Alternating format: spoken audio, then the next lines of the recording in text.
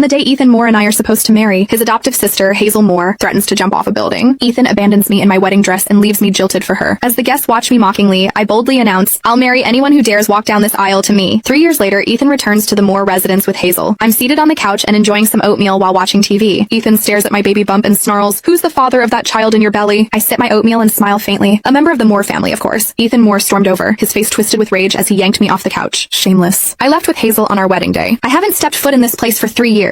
How could that child in your belly be mine? I almost laughed. I never said it was his. He wasn't the only man in the Moore family. Of course, it's not your child. You're not even worthy of being his father, I said. Hazel Moore's face twisted in shock. Audrey Smith, even if Ethan ran away from the wedding, he still left you with the title of Mrs. Moore. You've been living a life of luxury in the Moore family. How could you shamelessly get pregnant with someone else's child? I glanced at her. You're the adopted daughter of the Moore family, and you had the nerve to seduce your own brother. If we're talking about being shameless, who could possibly beat the two of you? Hazel's voice turned pitiful as she looked at Ethan. Ethan, for the past 3 years we've kept things respectful, yet she's carrying someone else's child and cheated on you. The moment he heard her words, Ethan's fury exploded. He raised his hand and slapped me hard across the face. You filthy woman! You get knocked up by someone else and still dare to drag me and Hazel into it? Get out now! He shouted. The sharp pain bloomed across my cheek. My head went blank for a second from the force of the slap. Ethan ran off with Hazel 3 years ago, leaving me alone to face all the whispers and laughter at our wedding. Driven by rage, I called for a groom on the spot. It was his uncle, Jeremiah Moore, who stepped up and married me that same day. In Beaverton City, Jeremiah was known as the Frost King. Everyone has treated me with the utmost respect ever since I married him. After I got pregnant, he spoiled me even more. He wouldn't let a strand of my hair be harmed. Blood would have been spilled if he had known what Ethan had just done. To avoid a full-blown family tragedy, and for the sake of the child in my belly, I said coldly, "If you both leave now, I'll pretend this never happened." However, they didn't appreciate the offer. Hazel lunged forward and yanked my hair. "Ethan, this woman is scared. She wants us to leave now so she can use that child to take everything from the Moores." Ethan snapped. "So that's what this is about. Well, I'm not letting it happen." I twisted away from Hazel's grip and said coldly, "David disowned you the day you two ran off. You had nothing to do with this family from that moment on." Hazel let out a scoff. "That was just Grandpa venting. Ethan's the only grandson of the Moore family. Do you really think he's going to stay disowned forever?" Ethan's expression turned smug. "Grandpa already said everything belongs to me." I placed a hand over my belly, my voice icy. "Not anymore. This child is also a member of the Moore family." I thought I'd made myself perfectly clear. However, Ethan's eyes flared with rage as he stared at me. "So you're planning to pass that illegitimate child off as a Moore? I'll teach you a lesson now." His slap landed even harder this time. I clutched my belly as I collapsed to the floor. Upon seeing the twisted hatred on their faces, panic surged inside me. I couldn't let them hurt the baby. I said desperately, "He is not an illegitimate child. He is..." Before I could say another word, Ethan bent down and grabbed the shattered porcelain bowl of oatmeal off the floor. He shoved the shards and oatmeal straight into my mouth. "Hazel and I have struggled to survive for the past 3 years. Yet you've been leeching off the Moore family, living in comfort with that child in your belly. Well, let me make sure you get your fill today," he barked. I instantly choked, unable to speak. The sharp pieces of porcelain cut into the inside of my mouth and blood gushed across my tongue. I raised a hand to resist, but Hazel stomped her stiletto heel down hard on my hand. Pain shot up my arm and my hand trembled uncontrollably. I couldn't even cry out. Ethan spat in my face after stuffing every bit of that oatmeal into my mouth. He then clapped his hands and stood up. Hazel's stiletto heel shifted toward my swollen belly. Terror gripped me.